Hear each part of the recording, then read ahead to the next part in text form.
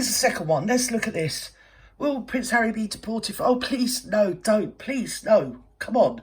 We've got enough problems over here. We've got America and the United Nations all lined up against Putin, haven't we? We've got the Belarus on their border ready to come out and help their Russian brethren against the Ukrainians, who now seem to be bombing for whatever reason Moscow. I mean, a minute ago, they just wanted the Russians out of their country. Now it seems like they want Russia for their country. So that's going to be a shoot show. And of course, America, at long last, they're just flying in. They don't care. They don't care anymore. They're going to come in with their fighters, F-1 fighter. I'm trying to sound like I know military stuff, so can you just excuse me? Anyway, aeroplane-y typey things that are of the war description, variety. They're flying in, whereas a year ago that would have been unthinkable. Joe Biden, nobody knows. Well, he's never really been there anyway. So we're in a big gulf, aren't we, or a void. And yeah, I'm not sure what's going on, but when we do know, it'll probably be too late. So let's all be diverted, and in no way perversely perverted, by actually looking at what's going on with the British politics. Do we care? Nah, not really. Let's have a laugh. He is going to be with us. Come on, Daniel. Every week, still talking about UK politics. But Calvin, Father Calvin, did you manage? I like Father Calvin. Okay, you're safely ensconced in America. Ah. I'm jealous, by the way. Nomine Patre Filio Sancte. I feel a lot better now. There's a rifle just over there. Right. Very much safer. Oh, okay.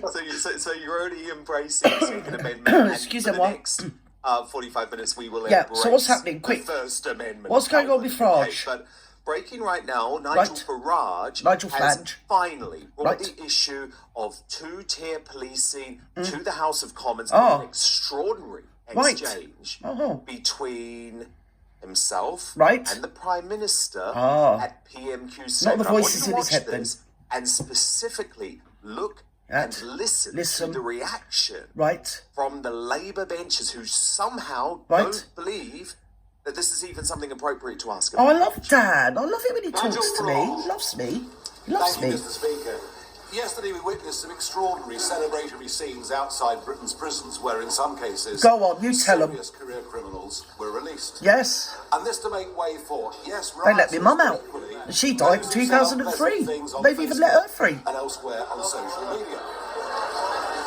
Does the Prime Minister understand? Yeah. There is a growing... Please put my old girl back in Wandsworth. She used to love it in there. Through two-tier policing. She loved the lag.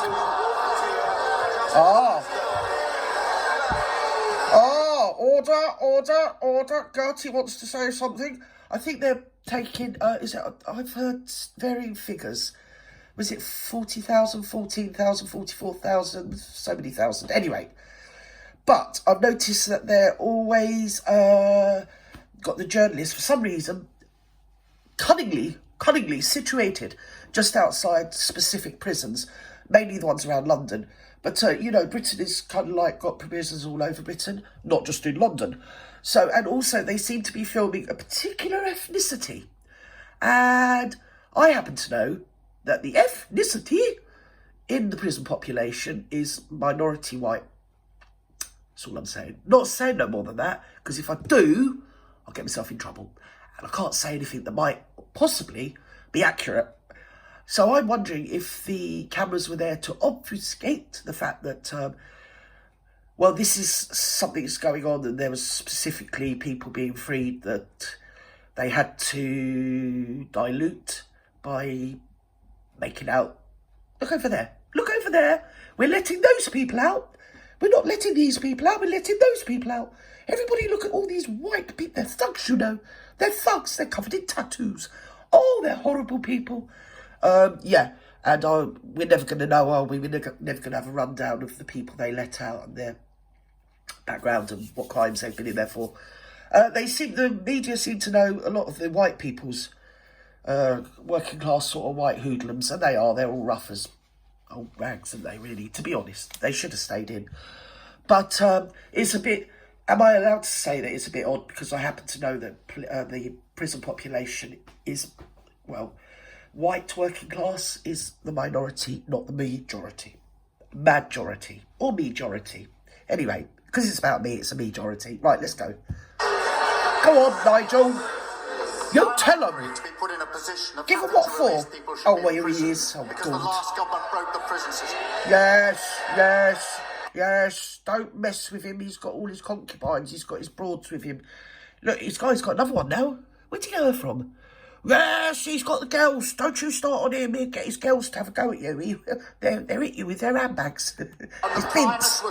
Come on, Bints. He had his own release scheme. He was repeatedly warned that he had to adopt the scheme that Right. we put in place. We're going to start pointing now. The Justice Minister said if we don't point. do it, we'll have to get down on our knees. Yeah, oh, who's getting down on their knees?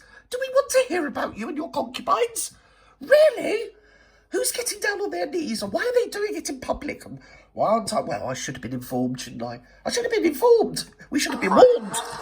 The police chief made it absolutely he's clear on in a his letter knees. to him before the election Yes. that he needed to take action. Right, we saying do. that they wouldn't Yeah, be able you. to discharge their duties. Point. And saying the risk was loss of an ability Point to a bit more. Just do a bit more pointing. I love it when everybody points at one another. I mean, it really does move things on. Right, let's go. suspect. That means, Mr. Speaker, an inability to arrest people committing offences. That's how bad it is. Shame on you. And they warned the Shameful. leader of the Point opposition again. that Have a further point. delays until after the general election will increase the risk significantly. Yes. What did he do? Right. Delayed and increased the risk. Sod all. Oh. So, Slippery Starmer, two-tier KIER, didn't answer the question, but course he Father didn't. Calvin, my opinion is They're that today... sorry, Dan, to butt in, but they're trained not to answer questions, aren't they? They're Marxists. They're trained. They're sort of groomed into it. So they always answer a question with another question, don't they? Or answer it with a diatribe, completely nothing to do with the question, but usually about themselves, because it's their favourite subject to talk about, isn't it? Themselves. Right. Today, Nigel Farage... Oh, Father showed Kelvin, that he you are has looking the handsome. moral authority Oh, to dearie be the me. new leader of the opposition, because remember, the Conservative I Party... do like a man in a dog collar, don't you, ladies? Right, let's go. Come on. Not Move it on. issue of Things to two-tier do. policing once. Right. Not once. Not once. Was it twice? In all but name, Farage is the leader of the opposition. He is. Time. He's asking Mr. Flange. questions that people want asked. Mr. And that's Flange. important. Yeah, they were, sorry, because I'll get into trouble, but were they trying to ban him earlier in the week? Didn't I see some headlines come up, but my laptop wouldn't work? And it was saying they were trying to ban Mr. Blancmange from the House of Parliament. What's the world coming to? I can't believe it. They were actually trying to ban it. I mean, I'm banned. I've got a lifetime ban, but I mean, look at me. I'm going to be, aren't I? It's mainly when they caught me going through the bins that time. Yes, so obviously I'm banned. But Mr. Blancmange, he's going to be banned from the House of Parliament. I think we should all do something. What should we do? I know, let's do sod all. Let's just order in a takeaway and forget about it. Anyway, I've got to go because I've got a curry to make. Yes, I have. I'm doing a nice curry tonight, ladies. So form an orderly queue. Anyway, I think that's about it. I'm not sure what else to say. Let's go. It's fascinating to me seeing the Labour front benches. So you've got Lisa You're Nandy fascinated. there. Fascinated. How dare you ask us a question like Point, that, point. highlighting our hypocrisy. You've got Sir Keir Starmer, who still seems to think he's the leader of the opposition. He still wants to seem like the Prime Minister. Yeah, it's confusing. I mean, you know, intellect and brains aren't their sort of hot point, are they? Anyway, oh my God. It is like a parody programme, isn't it?